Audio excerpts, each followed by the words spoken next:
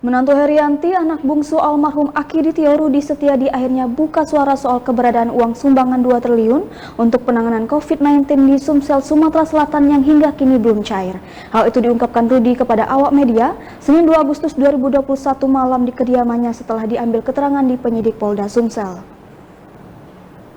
Saat itu Rudi Setiadi bersama istrinya dan anaknya tiba di kediamannya yang terletak di Jalan Tugu Mulyo, RT 27 Kelurahan 20 Ilir, Kecamatan IT1 Palembang. Suami dari anak bungsu Akiditio ini menyempatkan diri keluar rumah menemui wartawan sembari mencari Usman, penjaga malam, dan keluar dari rumahnya Selasa 2 Agustus 2021 sekitar pukul 22 waktu Indonesia Barat.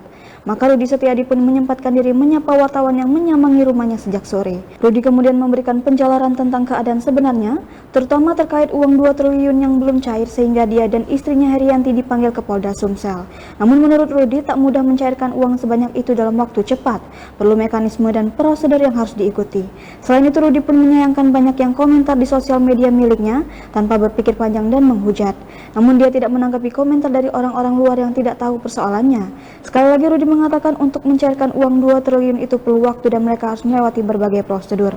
Maka itu dia meminta publik Sumsel bersabar dan hal itu sudah dijelaskan. Terkait dengan komentar miring di sosial media, Rudi tak ambil pusing.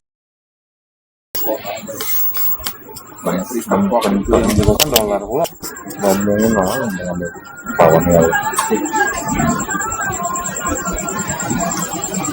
aja lah kemana sana macam-macam komen yang masuk jahat tuh langsung ya.